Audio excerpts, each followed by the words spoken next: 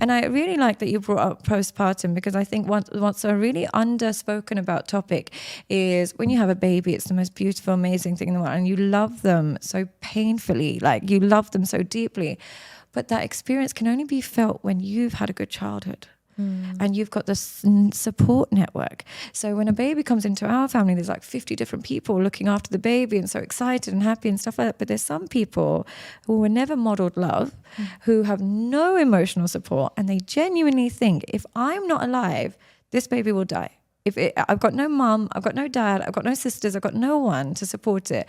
And if I fuck up, this entire baby's ruined. Imagine that pressure on one human being, when really children are supposed to be raised by countless members of family. Right. They're supposed to be raised by like a tribe of 10. Right. One person solely responsible who's also been traumatized. Imagine the pain. And imagine the thoughts where they can go to you, like, okay, if this baby falls and dies, like what? It's so whereas when you've got a family network, it's like, how would the baby fall? There's about 50 people looking at it. Yeah? Right. So the trauma that goes through mothers who have been hurt in their childhood and now have to raise another human being when nobody modeled them love is so damaging for them. And they're not even free to talk about it, because then you look like a bad mum. Yeah, exactly. Then you look like you're supposed to be the happiest.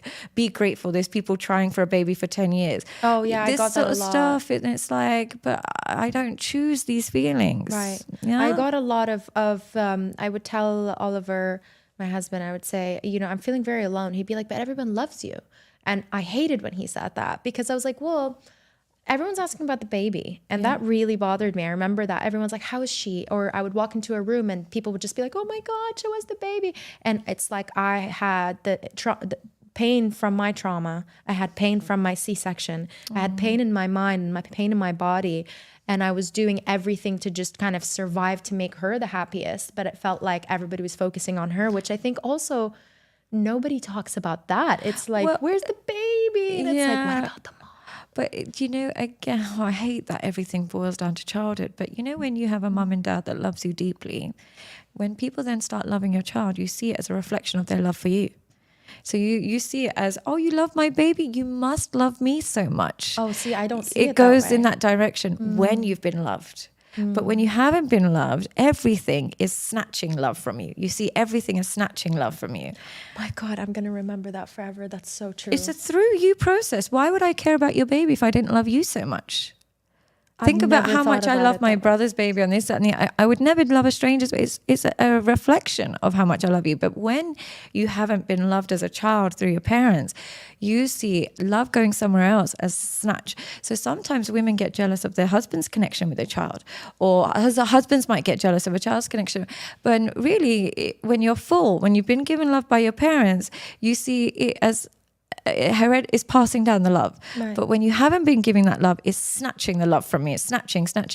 So you're almost always seeing love like some people are thieving love from you, right, rather than pouring love into you because of childhood, when your parents, unfortunately. It's all stemming from there. And that's why we're focusing here on sharing the message of doing the inner work, doing the hard work. It's so worth it. Seeing people like you, I mean, you're a blessing in this kind of world where there's so many variables that can just make everything we're already feeling so much more intense. Yeah. So if you're not doing the inner work to be a little bit more self-aware to see it, then the trail of self-sabotage it's what it does to the child. It makes the child its own killer.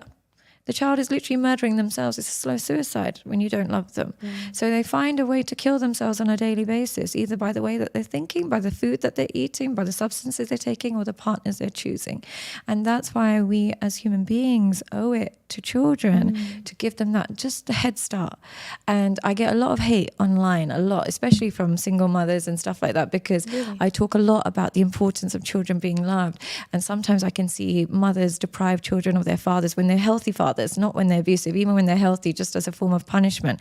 And I get so much backlash and so much hate. But the reason I do that is I've never ever come across a client that has had two really loving parents and is then engaging in a slow suicide. It doesn't happen. It's only when either one or both have hurt them in ways that they can't even articulate, but their body keeps score of it. So they start becoming masochists, either emotionally or physically. And I always find it comes from family and comes from mum and dad. So that's why I just think, forget the child. Let me teach parents. Because then I will have no clients. One day, inshallah, God willing, we'll live in a world where there'll be no clients if we fix parents. But they don't want to have that conversation.